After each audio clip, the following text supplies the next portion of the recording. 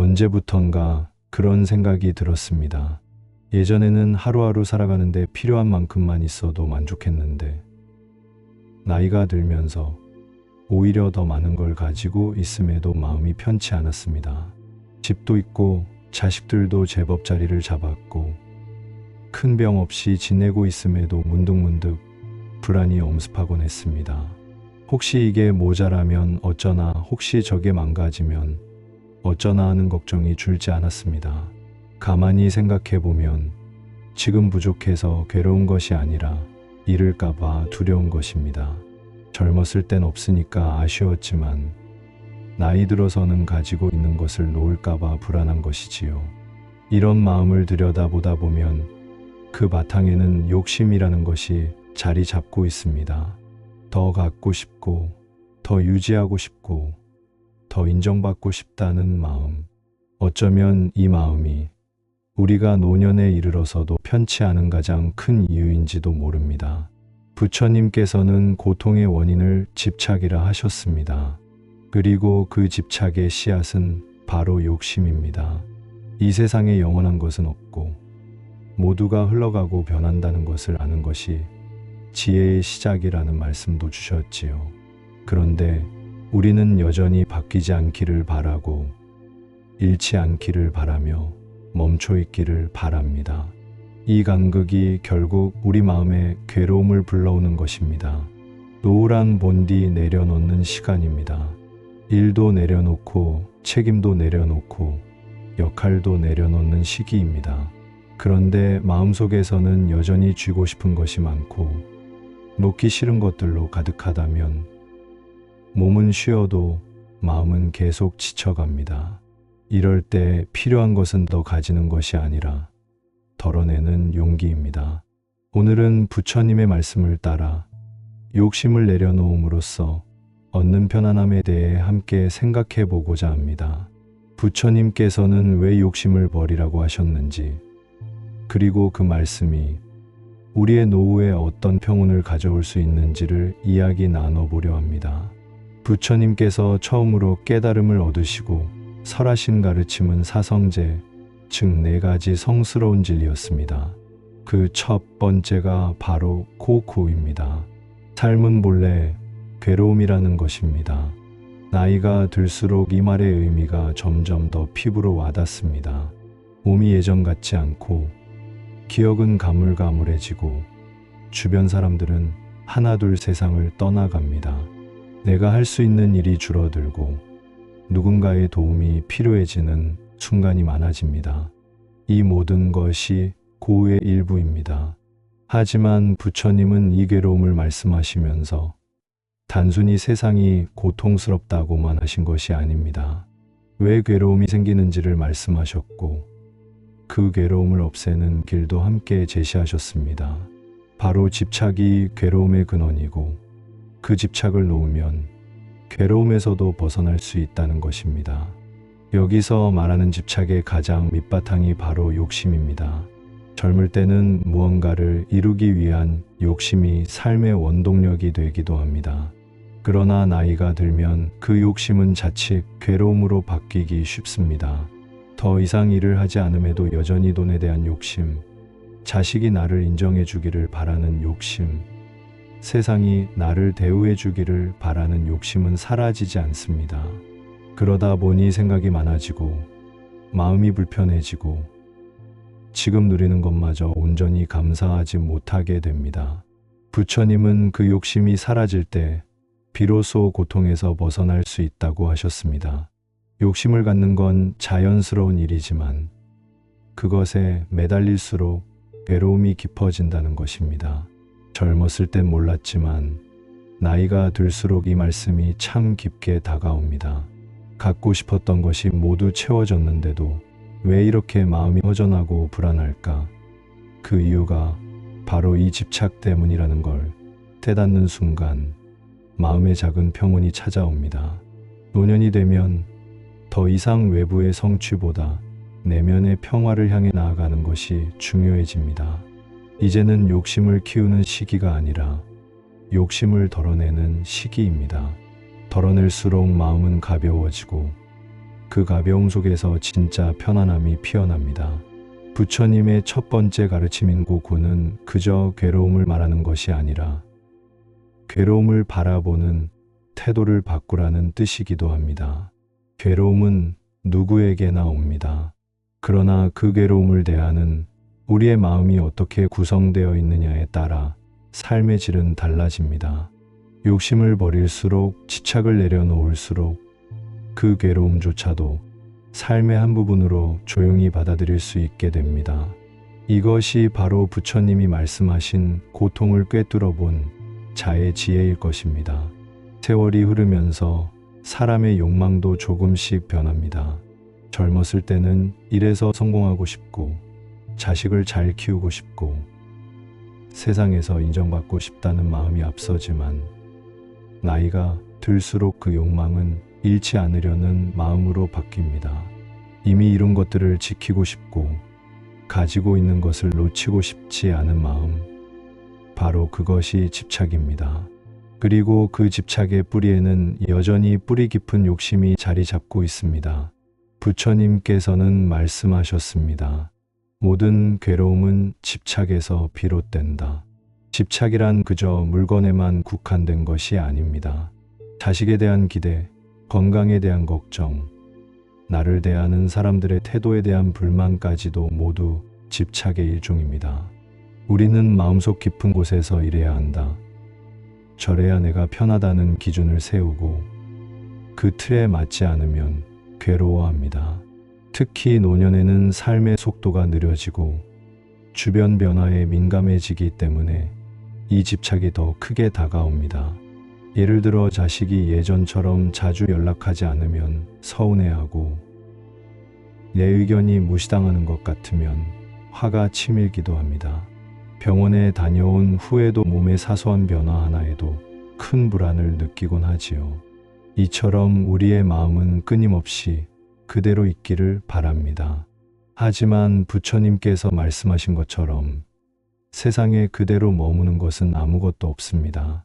모든 것은 변하고 흘러가게 마련입니다. 욕심은 늘 덜하는 말을 붙입니다. 조금 더 건강하길, 조금 더 관심을 받길, 조금 더 편하길 바랍니다.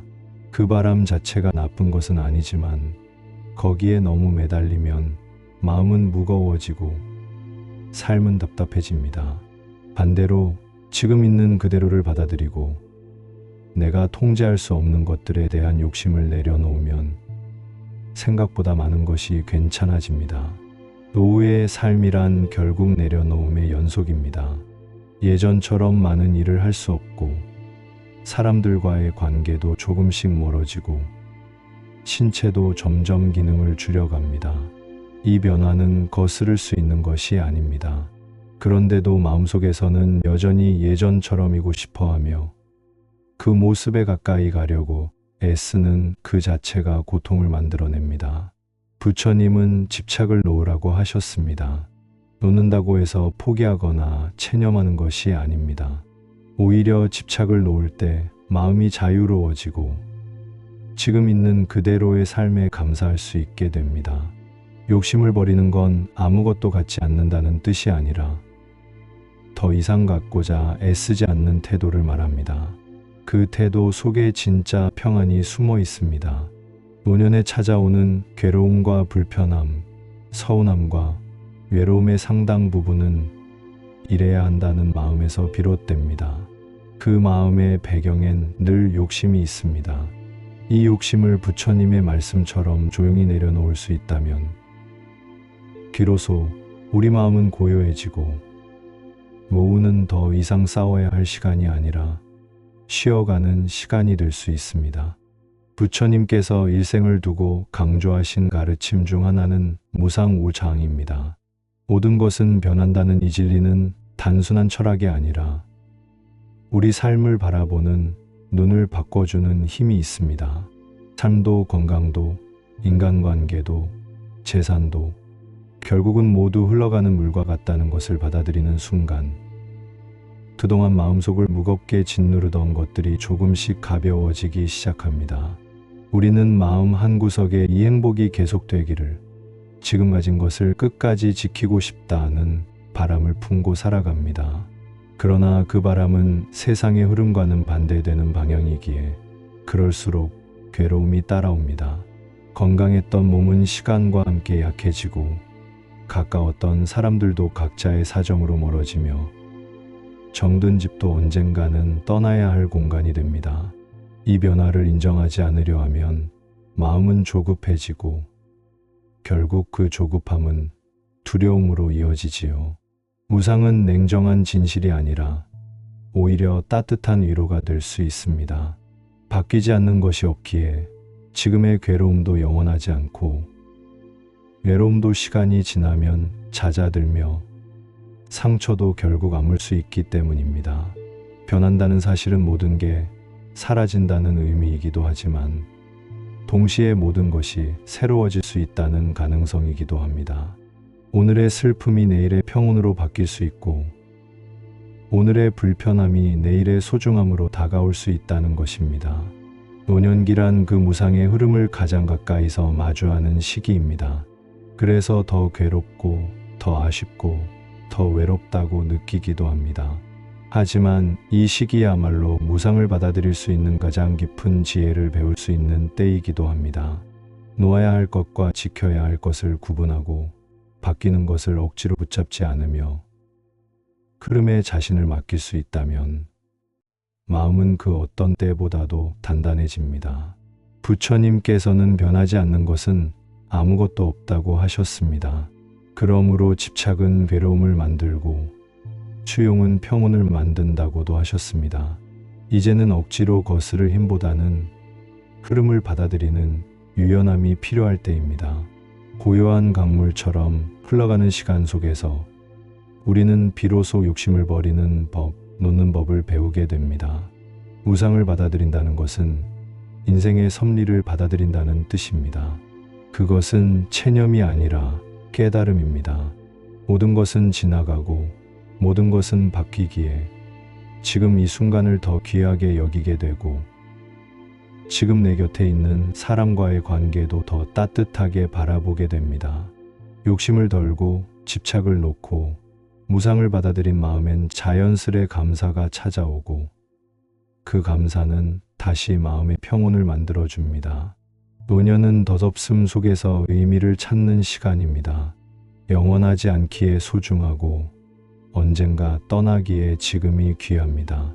그 사실을 마음 깊이 이해할 때 우리는 더 이상 욕심에 흔들리지 않고 오히려 무상함 속에서 평온함을 발견할 수 있게 됩니다.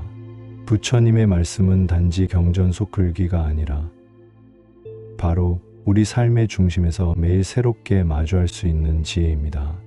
욕심을 버리는 길은 단순히 마음만 고쳐먹는다고 해서 완성되지는 않습니다. 부처님께서는 이 괴로움에서 벗어나는 구체적인 길을 제시해 주셨습니다. 그것이 바로 팔정도바 정다오입니다. 바른 견해, 바른 생각, 바른 말, 바른 행동, 바른 생활, 바른 노력, 바른 집중, 바른 마음 챙김. 이 8가지 길은 결국 욕심과 집착을 내려놓고 평온한 삶으로 나아가기 위한 실천의 방향입니다. 팔정도는 종교적 수행자들만의 길이 아닙니다. 오히려 삶을 살아가는 모든 이들에게 주어진 일상의 실천입니다. 특히 노년의 삶 속에서 이 길을 되새기면 욕심으로 인해 마음이 흔들릴 때마다 중심을 잡을 수 있는 힘이 생깁니다. 바르게 보고 바르게 말하고 바르게 행동하려는 노력은 그 자체로도 우리 마음속의 불편함을 가라앉히는 역할을 합니다. 예를 들어 바른 견해란 세상의 이치를 바로 보는 눈을 갖는 것입니다. 나이가 들수록 지나간 세월을 후회하거나 젊은 사람들의 변화에 거부감을 느끼는 경우가 많습니다. 하지만 세상은 늘 바뀌기 마련이며 사람 또한 다 다르다는 것을 이해하는 것이 바른 견해의 시작입니다. 이 바른 견해를 갖추면 왜 저 사람은 나를 존중하지 않을까 같은 생각도 줄어들고 지금 이 모습도 괜찮다는 마음이 생겨납니다. 바른 생각은 우리의 내면을 돌아보는 시간입니다. 내가 지금 품고 있는 생각이 이기심에서 비롯된 건 아닌지, 누군가를 향한 섭섭함이나 미움이 쌓여 있는 건 아닌지 바라보는 것입니다. 그리고 그것을 내려놓으려는 마음을 키우는 것이 바로 실천의 첫걸음입니다. 욕심은 늘 자신만을 중심에 두게 만들고 결국 외로움과 괴로움을 불러옵니다. 반대로 바른 생각은 나와 타인을 동시에 바라보게 하고 마음의 공간을 넓혀줍니다. 또한 바른 말과 바른 행동은 우리가 욕심으로 인해 상처를 주고받는 것을 줄여줍니다. 나이가 들수록 말 한마디에 상처받기도 쉽고 무심코 내뱉은 말이 관계를 멀어지게 만들기도 합니다. 하지만 말을 하기 전 한 번 더 생각하고 상대의 마음을 헤아리는 태도는 오히려 관계를 편안하게 만들어줍니다. 그 배려와 절제가 결국 내 마음도 편안하게 만들어주는 길입니다. 팔 정도의 삶이란 완벽함을 추구하는 것이 아닙니다. 다만 순간순간 욕심에 휘둘리지 않고 내가 어떤 태도로 세상과 마주하고 있는지를 돌아보는 삶입니다. 그러다 보면 자연스럽게 마음은 욕심에서 멀어지고 더 깊은 평온을 경험하게 됩니다. 정진하는 삶, 즉 바른 노력을 지속하는 자세는 특히 노후에 더욱 빛을 발합니다. 왜냐하면 이제는 타인의 기준이 아니라 오직 나의 마음의 평화를 위해 살아가는 시간이기 때문입니다. 팔 정도는 지침이자 위로입니다. 삶이 힘들고 복잡할 때 이 8갈래의 길은 늘 제자리에서 우리를 기다립니다. 복잡한 이론이나 어려운 수련 없이도 오늘 하루 내가 좀 더 바르게 보고 말하고 행동하려는 마음을 갖는 것. 그것이 바로 욕심을 내려놓고 살아가는 길의 시작입니다. 부처님께서 주신 이 삶의 지침은 결국 우리 모두가 지금 이 자리에서 실천할 수 있는 지혜이자 자비입니다. 욕심을 내려놓는다는 것은 말처럼 쉬운 일이 아닙니다. 오랜 세월 쌓여온 생각과 습관이기에 하루아침에 바뀌지 않습니다. 하지만 조금씩 비워가며 마음의 평온을 찾아가는 이들도 분명히 존재합니다. 오늘은 그런 분들의 이야기를 통해 우리가 어떤 방향으로 나아갈 수 있을지 함께 돌아보려 합니다. 오랫동안 은행원으로 일하다가 정년퇴직을 맞은 한 어르신은 처음 몇 년 동안 늘 피곤하고 공허한 마음에 시달렸다고 합니다. 아침에 일어날 이유도 없고 누가 자기를 필요로 하는 것 같지도 않았기 때문입니다. 그래서 퇴직 후에도 늘 무언가를 해야 한다는 강박에 시달렸고 그러다 보니 작은 봉사나 동호회 활동조차도 마음의 여유 없이 억지로 참여하게 되었다고 합니다. 그런데 어느 날 문득 부처님의 말씀을 접하고 욕심을 내려놓는다는 것의 의미를 다시 생각하게 되었다고 합니다. 그분은 이렇게 말했습니다. 나는 은퇴한 뒤에도 예전의 존재감을 계속 갖고 싶었던 거예요. 누군가에게 인정받고 싶고 의미 있는 사람이고 싶다는 욕심이 저를 계속 조급하게 만들었어요. 그런데 내가 아무것도 하지 않아도 괜찮고 그냥 있는 그대로도 괜찮다는 걸 받아들이니 마음이 너무 편안해졌습니다. 또 다른 분은 자식에 대한 기대를 내려놓으며 새로운 평안을 찾았습니다. 딸이 결혼 후 외국으로 이민을 가자 서운함과 외로움이 한동안 마음을 짓눌렀다고 합니다. 왜 나를 두고 멀리 가나? 왜 자주 연락하지 않나라는 생각이 쌓이면서 자연스럽게 원망의 감정으로 번졌습니다.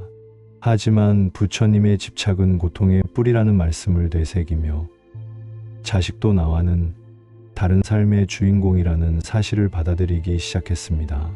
그 순간부터 마음이 한결 가벼워졌고 오히려 딸과의 관계도 편안해졌다고 합니다. 딸을 내려놓으니 딸이 더 가까워졌습니다라는 그분의 말은 깊은 울림을 줍니다.